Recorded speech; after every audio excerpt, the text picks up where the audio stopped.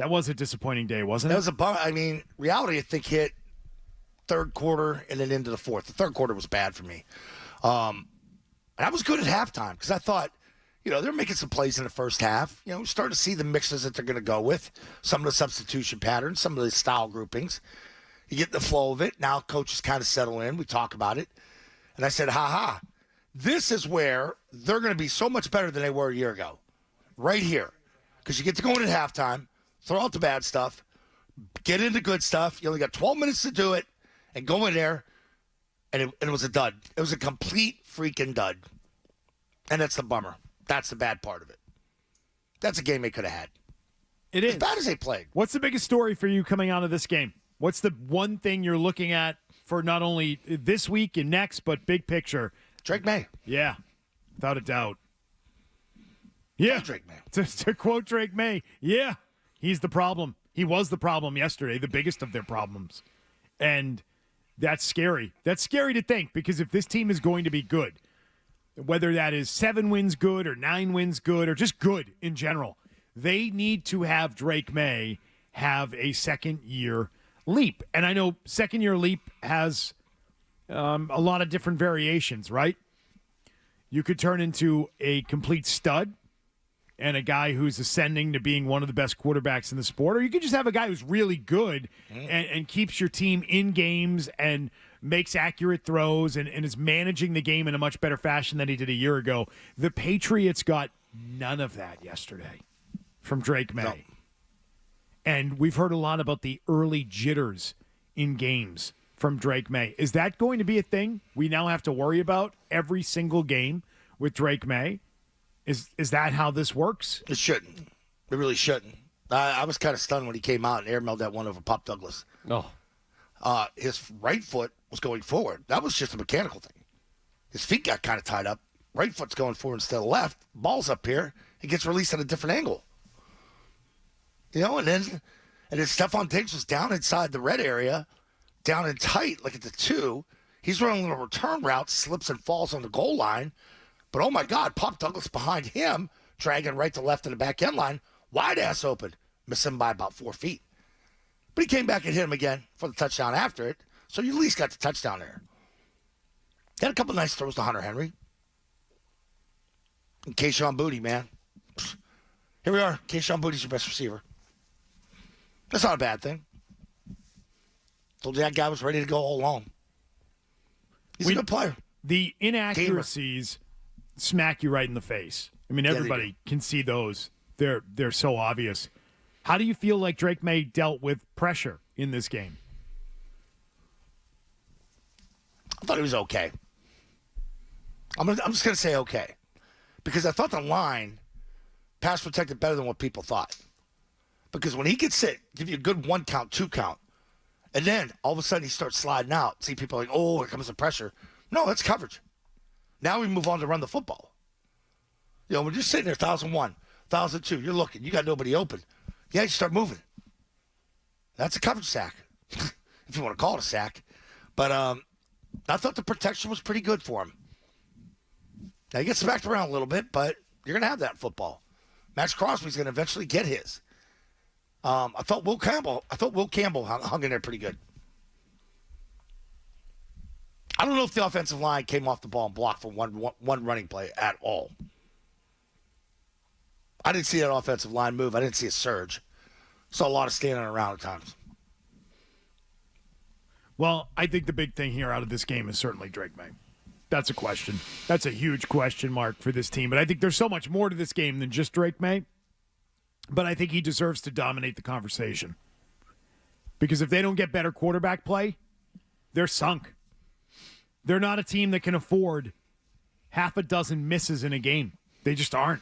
They're not good enough. They're not talented enough. They need the quarterback to elevate the talent around him. They cannot afford, certainly, to have the quarterback be a problem for them. They're cooked if that's going to happen. And, again, a real bad, in terms of the timing, the pick that happened in the game, flipped the game. That was a killer. Both turnovers with the interceptions converted to points to the other team. And that's flow of game.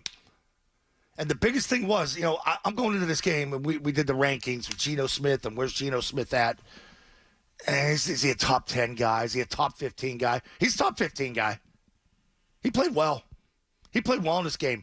He hit the big throws you didn't hit.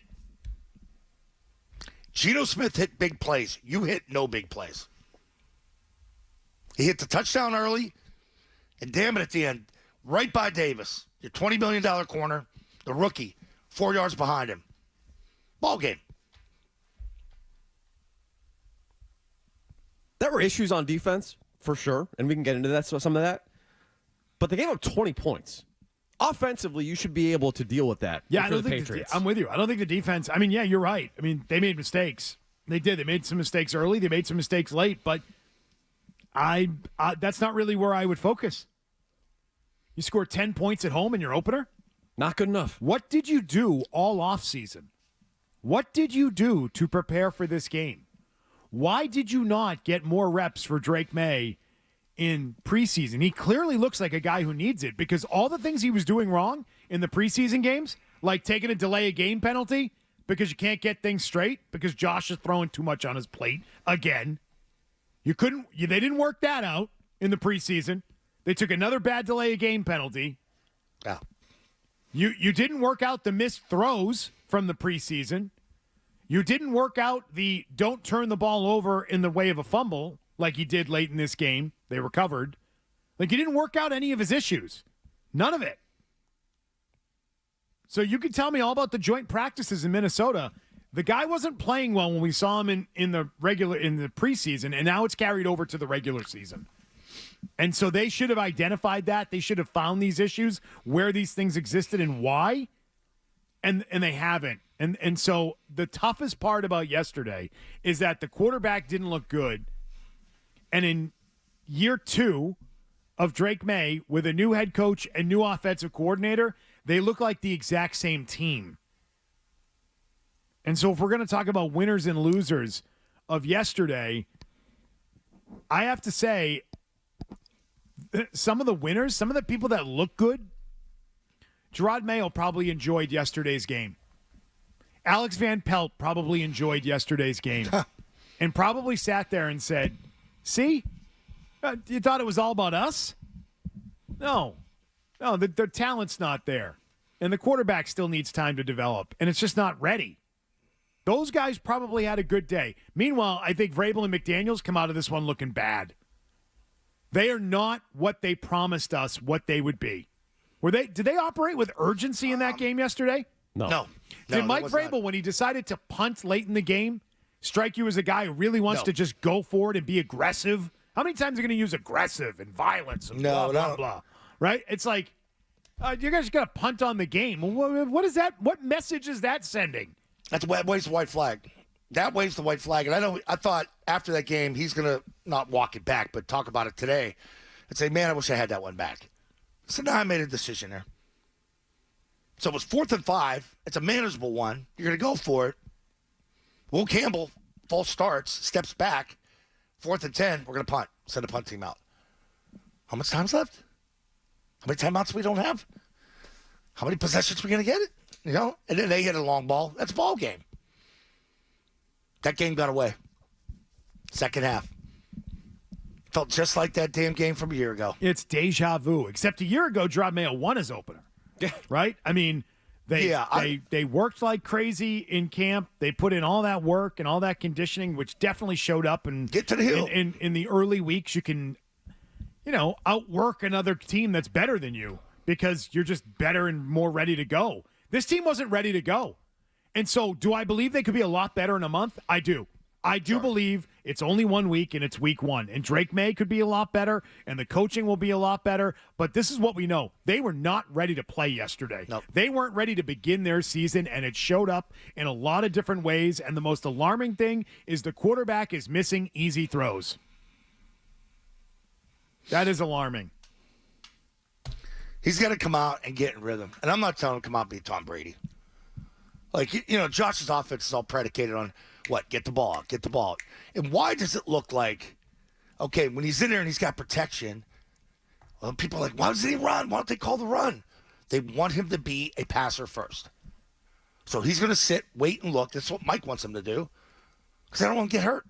They don't get knocked out. There's nothing wrong with calling a run or two, though. There's a one little run around left end.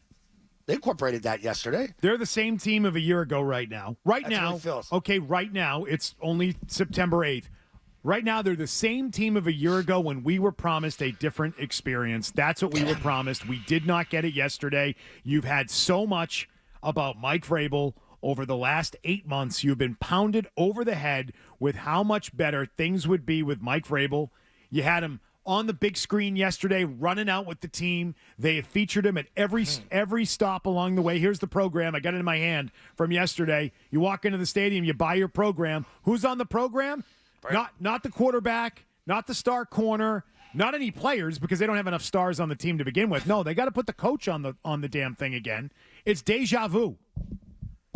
Oh, it's going to be better because we got the right coach now. Well, guess what? It's not better. It's the same. It's the same old story. And that is scary, even after one game. It's going to get better. I think it's going to get better, but yesterday sucked in a nutshell. The coach is not going to fix all the problems. Having a decent coach is not going to fix everything here. The quarterback needs to be better. And we have a million other thoughts from yesterday's game. But the big one is the quarterback needs to be better. I agree. Can't have that. How do you feel Josh McDaniels' day was yesterday? Leader of the Patriots offense. You guys are the big Josh McDaniels fans these days. I historically have been a fan, but I think the Patriots this offseason just hired an old friend and didn't really do a good search for an OC. And I saw one OC yesterday that was lured by the Raiders for $6 million. I can't believe and Chip Kelly. Yep. And let the record reflect that on this very program, I was making a case for the Patriots to call Chip Kelly. You did. Thank you. You did. I'm glad you remember that. That I was saying they should inquire with Chip Kelly about being their offensive coordinator. Josh McDaniels instead was the hire. How do we feel he showed up in yesterday's game? I think he showed up in yesterday's game in that he has put so much on his quarterback's plate that mentally he is not all there. That mentally he is fried and overloaded already. And it shows up in the way that he plays. Yeah, it's sort of the stuff that I was talking about in Minnesota too, right? Feels like he's dealing with a lot. Not that he's nervous, but he's hesitating. I just feel like he's got a lot of pressure on him. Doesn't look like he's having fun. Does it look like he's having fun? No. To me, it doesn't. No. Football's a fun game. I've been banging the drum saying that Josh McDaniels is a guy that puts his quarterbacks in positions to be successful and to play to their strengths, and that's what he did with Cam Newton. That's what he did with Mac Jones and got the most out of those guys. And so far, I don't think he's playing to Drake May's strengths. And the offense that you saw yesterday was not something that put his quarterback in a position to be successful. I'm not sure Drake May's at a point yet where it's, hey, you know what? We're going to put together these extended drives and we're going to dink and dunk our way down the field. He's just not accurate enough, right? And some of these missed throws, whether it was Hunter Henry in the second half, Pop Douglas in the first half, whatever it is, it still feels like you're not playing to Drake May's strengths right now, which is ad-libbing, getting out of the pocket, making big splash plays, and we haven't seen that. And I wonder if you're trying to put, again, a square peg into a round hole with your quarterback. And until you kind of play to his strengths, I wonder what the success is going to be right now. Because the pairing yesterday didn't look good. Do you think this offense has big play potential based on yesterday? It doesn't feel that way. No. Doesn't feel like they have that. Also, I question why it is they couldn't have gotten more out of Travion Henderson in this game. They ran him 5 times. One of the 5 times that he rushed was the trick tush-push play that he picked up 14 yards on. So you take that out of it because that's not even just lining up and running a play, right? That's a trick play they used to get the 14 yards. They managed to hand off to him 4 times for 12 yards. Does that feel like you're getting enough out of that player? No. Does that feel like he was highlighted enough? And I got to look at the snap count, but I can tell you Ramondre Stevenson was out there a lot more than I thought he should have been. Yeah, he wasn't seeing holes real well. The thing I saw with Henderson yesterday, it's like, okay, now this is regular season football. Much different than preseason where he really stood out. He had the burst. A lot more speed on defense, and that's not a great defense either. No. That's the problem. Phil Perry said in there Friday, it said it might be the worst defense in the league. It's the one guy you have on offense that you feel like defensive coordinators need to worry about. That's Henderson to me, because Diggs doesn't look like the same player based on yesterday. Doesn't have that same explosiveness that we've seen in the past. So, yeah, I think you need to get him the ball and get him out in space a little bit more than what you saw yesterday. Diggs was having a hard time getting open.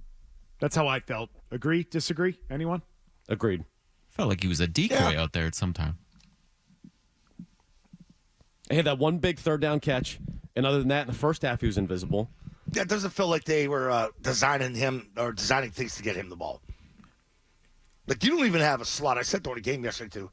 Where's the slot to one side, the old double post, where you stick the middle one or you lay the other one on the shot play? Where's the old deep play fake where you take the X, you run him on a 14-yard in, and you run the Z, one outside to the right, on a real deep post, and you read the free safety, you throw it off him. There's 2 shot plays. Hunter Henry's your shot play. Up the seam. I know. It's frustrating. 46-25. 46 snaps for Stevenson, 25 for Henderson.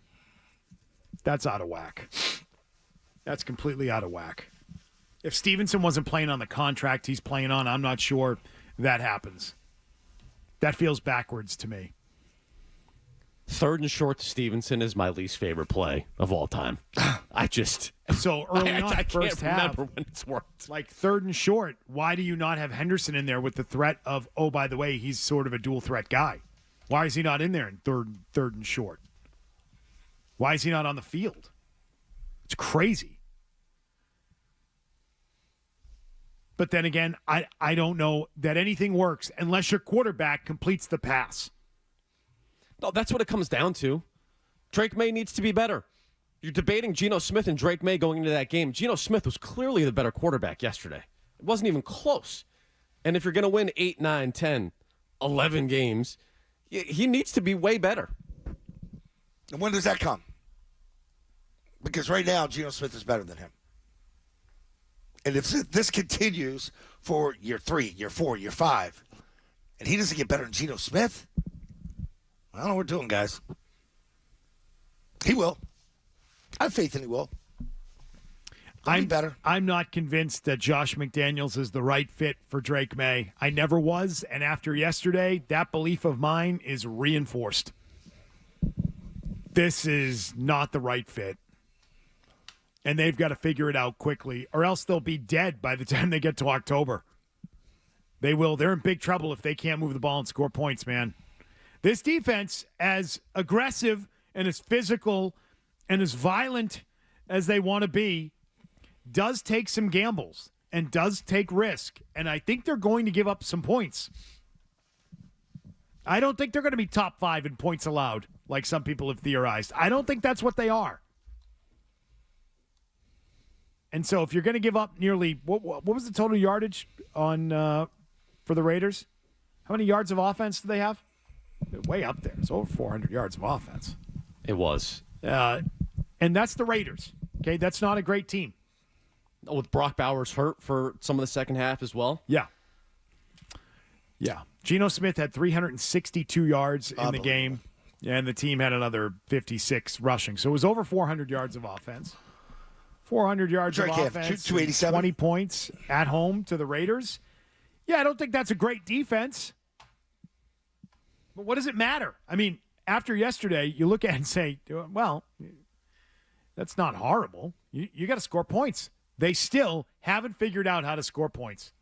They still don't have an answer for that. And it's the same team they were a year ago with Alex Van Pelt. Mm-hmm. If you're going to look like this, you might as well just keep Alex Van Pelt at this point. How's the Rams doing? Is that That's where fair? he's at. What's his title there, though? Quarterback Water coach, I boy. think. Yeah, No, I think it's quarterback coach. yeah, it's just not like you can sort of give him the blame or credit there. Let's get to some of your calls coming up next. 617-779-0985. A bad start to the Mike Vrabel era. Mike Vrabel, Gerard Mayo. What's the diff right now? What? And that's a serious question. What's the difference? That they're a little more buttoned up? That they're not as mistake prone? That what? because they didn't do that taking advantage of bad football thing. Nope, they still had plenty of bad football. Where was the violence? Mismanagement of the first half. You want to get into that? We can do that 3 coming up. minutes, because I was looking at that, and I'm like, oh, this is going to be great. And They deferred to the second half. The punt at the end. I mean, talk about that's just being a quitter. Don't start telling me about how you thought you were going to get a quick 3 and out and you were going to get the ball back with that. Get lost with that. If you were at all engaged on how that game was playing out, you would know that theory and that idea that you had on your sheet as the thing to do was the wrong thing to do. That is not what you do there. That is waving the white flag, punting at the end. A joke. I'm highly unimpressed after one game with this team. I think everybody is.